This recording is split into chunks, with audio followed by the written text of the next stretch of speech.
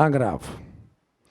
Contra decisão do juiz de primeiro grau, vamos trabalhar a regra. Vamos trabalhar o agravo dito retido. Senhores, técnica de retenção recursal não é própria apenas do recurso de agravo. Existe, pelo menos previsto no Código de Processo Civil, cuja aplicabilidade eu questiono muito hoje em dia, mas pouco importa. Existe a técnica de retenção também aplicável a outros recursos. Quais são os outros recursos que também têm essa técnica de retenção? Recurso especial, recurso extraordinário. Esses dois recursos especial e extraordinários também comportam a técnica de retenção, que é dessa decisão eu recorro. Só que ela não tem ali, ou não tem esse recurso, um julgamento imediato. A técnica de retenção me dá um julgamento diferido no tempo. Eu estou recorrendo para evitar a situação preclusiva, mas não será analisado pelo órgão específico imediatamente, porque nós vamos aguardar o processamento, nós vamos aguardar o andamento desse processo. Vai surgir uma decisão futura. Dessa decisão futura, nós teremos um recurso, e aí então eu viabilizo que a técnica da retenção, ou melhor dizendo, que esse recurso retido agora seja julgado. Beleza? Vou trabalhar a técnica da retenção no agravo, depois demonstro essa técnica também no recurso especial e no recurso extraordinário, mas já leva para mim, beleza? Retenção recursal enquanto técnica não existe apenas no agravo, existe também no recurso especial, no recurso extraordinário. Leiam comigo, por favor, só para a gente observar. O artigo 533, fugiu aqui. 543, na verdade. Fala de novo que sumiu aqui, velho. 542, parágrafo 3º, exato. 542, parágrafo 3º, pega aí. O recurso extraordinário ou o recurso especial, quando interpostos contra a decisão interlocutória, em processo de conhecimento, cautelar ou embargos à execução, ficará retido nos autos a técnica da retenção. 542, parágrafo 3º, pega lá, ó. O recurso extraordinário e o recurso especial, quando interpostos contra a decisão interlocutória, em processo de conhecimento, cautelar ou embargos à execução, ficará retido nos autos e somente será processado se o reiterar a parte no prazo para a interposição do recurso contra a decisão final ou nas contrarrazões. Deixa quietinho ali, só dando notícia que essa técnica de retenção não é própria apenas do agravo. Aplica ao recurso especial, aplico também ao recurso extraordinário, agravo retido. Prazo, 10 dias. Com cuidado, nem todo agravo retido poderá ser interposto no prazo de 10 dias.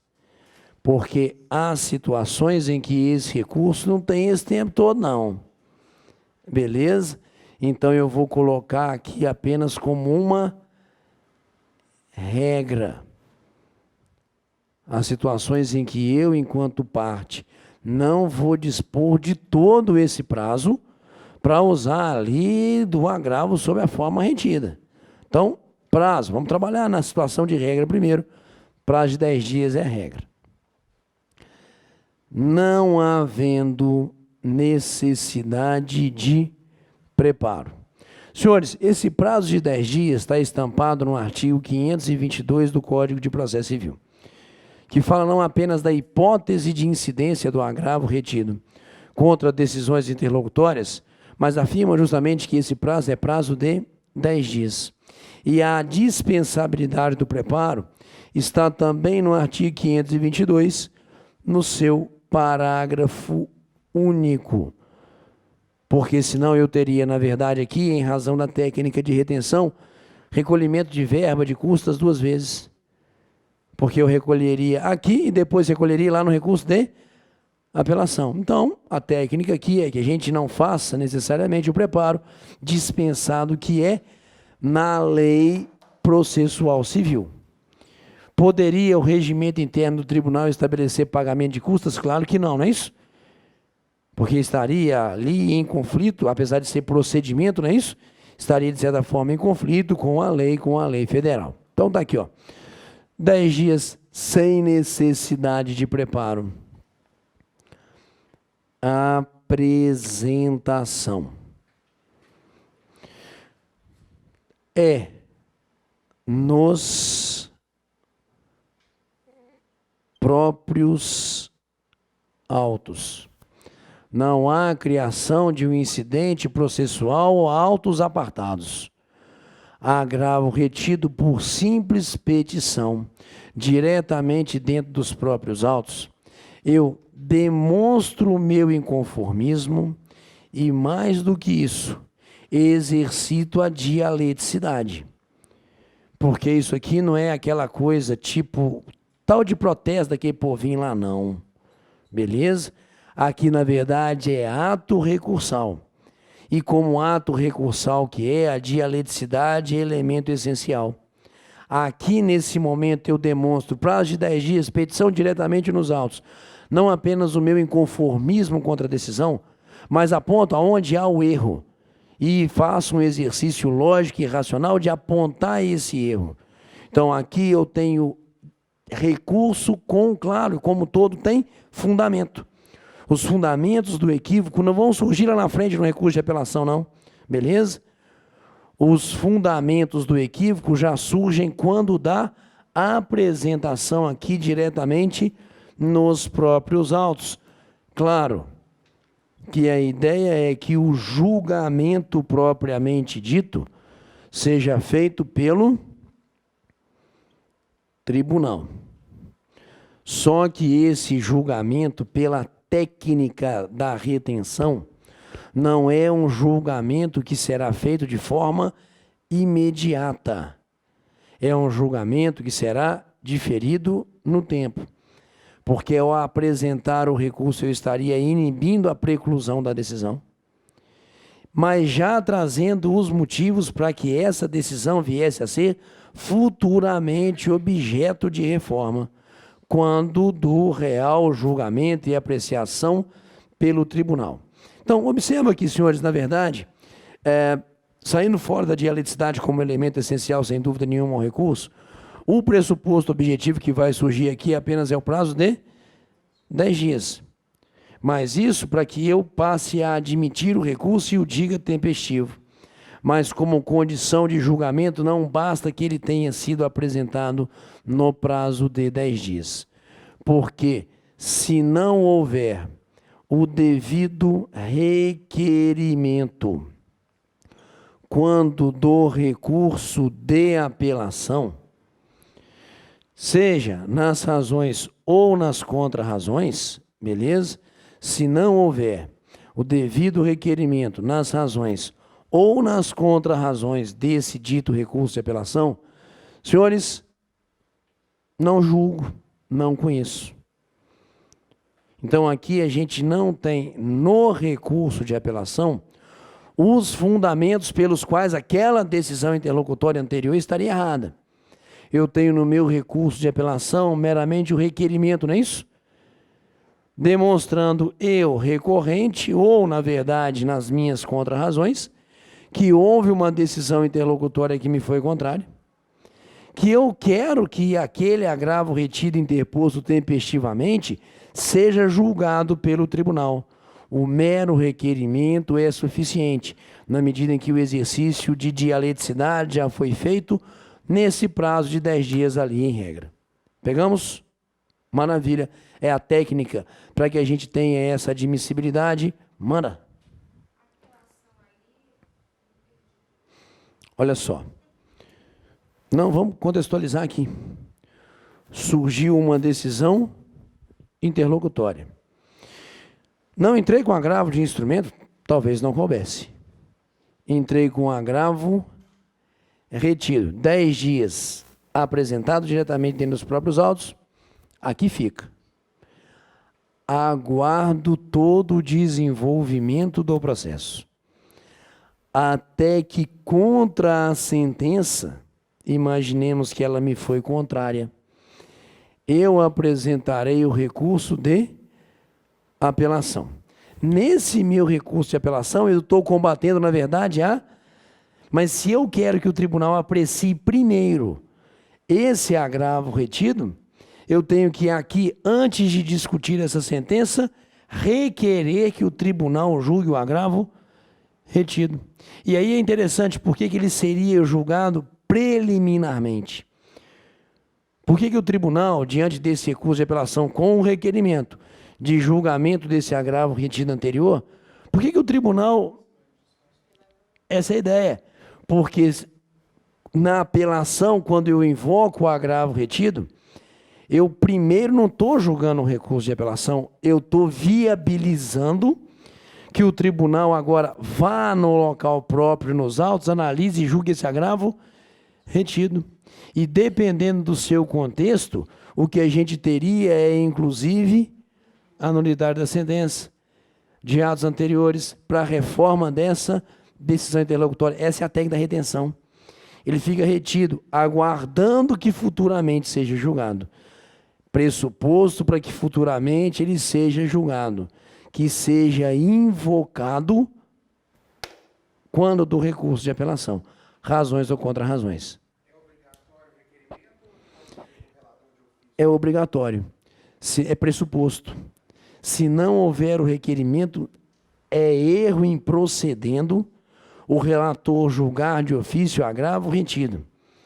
E sendo erro em procedendo, o acórdão será nulo, senhores. Beleza?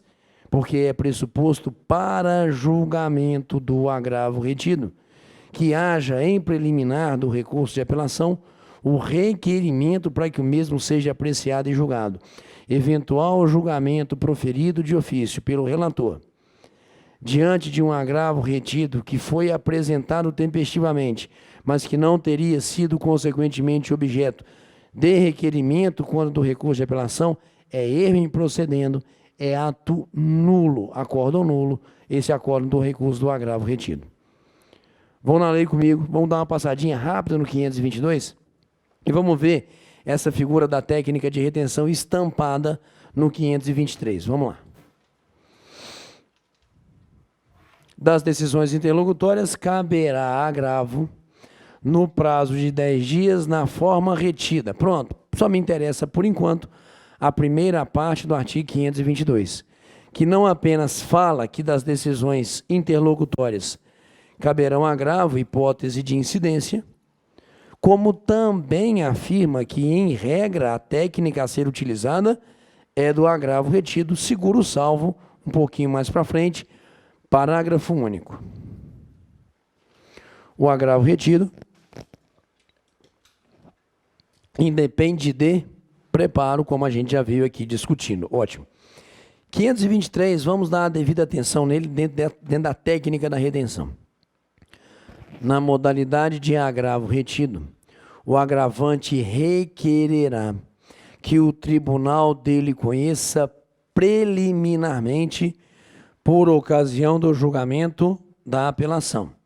Na modalidade de agravo retido, o agravante requererá que o tribunal dele conheça esse parágrafo, perdão, esse capítulo 523. Me permitam aqui um pouquinho de prática misturada, senhores, beleza? Eu estou fazendo o meu recurso de agravo, não é isso? De agravo retido. Dizendo, ó, decisão está errada, por isso, quero que seja dado provimento, pelo tribunal, quando ele venha julgar o recurso. Isso é a estrutura formal, vamos dizer assim, da peça de agravo retido. Pronto. O juiz de primeiro grau não o julgará. Efeito regressivo, eu vou chegar na sequência, beleza? Porque esse recurso foi feito, em regra, para ser apreciado e julgado pelo tribunal. É isso que o 523 está me dizendo. No caput, e aí surge o parágrafo 1º, não se conhecerá do agravo se a parte não requerer expressamente, nas razões ou na resposta da apelação, sua apreciação pelo tribunal. Senhores, o que a gente tem aqui é uma exigência da lei, de que quando do recurso de apelação, venha a ser consequentemente requerido, quando da apresentação do recurso, que venha a ser requerido o julgamento do retido. Senão dele, como a gente estava aqui discutindo, não pode o tribunal conhecer de ofício o erro em procedendo. Então, o caput do 523 está dizendo, esse recurso, apesar de apresentado aqui embaixo, vai ser julgado pelo tribunal. Mas, para isso, quando do recurso de apelação, razões ou contra-razões, há que se fazer o devido requerimento, sob pena dele não ser conhecido. Pegamos, senhores? Essa é a técnica de retenção, esse é o requerimento, para que esse recurso, consequentemente, seja objeto de julgamento. Só que é um recurso contra decisão interlocutória. E em sendo um recurso contra decisão interlocutória, já viemos discutindo a figura do agravo, a figura do efeito regressivo, não é isso? Que em regra não tem na apelação, porque a apelação é contra a sentença. E sentença está cercada pelo princípio da inalterabilidade, salvo as exceções que aqui a gente inclusive já discutiu. Mas quando eu digo agravo, cara, eu digo decisão interlocutória. Quando eu digo agravo, eu digo decisão que não está cercada pelo princípio da inalterabilidade. Então, toda vez que eu falo agravo, eu falo efeito regressivo. Toda vez que eu falo agravo, eu falo licitude do juiz exercer positivamente um juízo de retratação. Ok?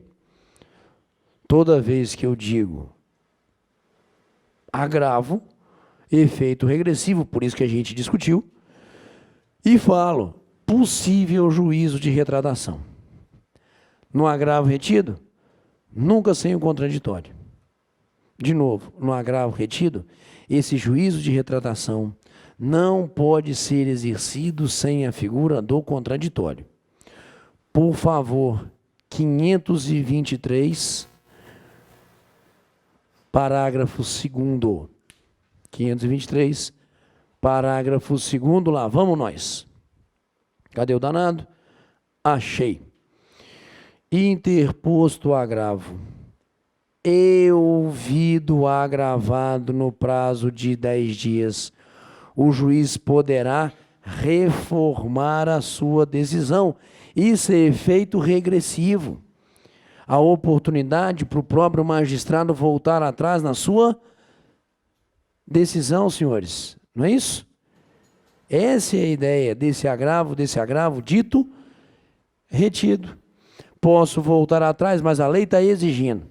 Primeiro, vai ouvir a parte contrária. Chame a parte contrária ao exercício do contraditório. Prazo, inclusive, o mesmo do recurso, prazo de 10 dias. Para que aí a gente tenha, então, essa licitude de aplicar, enquanto juiz, a esse recurso o chamado efeito regressivo. Cravamos, senhores? Beleza? Esse é o processamento desse agravo retido. Hipótese de incidência técnica, pressuposto para julgamento que ele seja requerido quando do julgamento do recurso de apelação. Essa é a ideia. Ainda faltam algumas coisas para a gente discutir no agravo retido? Faltam. Beleza? Primeiro, que há situações excepcionais onde esse recurso não poderá ter todo esse prazo de 10 dias. Nitidamente, quando eu tenho decisão proferida em audiência, não é isso? Correto? E aí, uma necessária análise do parágrafo 3º do artigo 523. Parágrafo 3º do artigo 523, que muitas vezes levanta dúvida para a gente. Qual a dúvida? Segundo a redação do artigo 523, lido de supetão, eu poderia afirmar de uma decisão proferida numa audiência de instrução e julgamento, não caberia agravo de instrumento. Porque o parágrafo 3º está me dizendo que da decisão proferida numa audiência de instrução e julgamento, caberá agravo na forma retida, não é isso? Oral e imediatamente, senhores, cabe sim agravo de instrumento de decisões proferidas em audiência de instrução e julgamento. Mas para esse cuidado, depois do intervalo.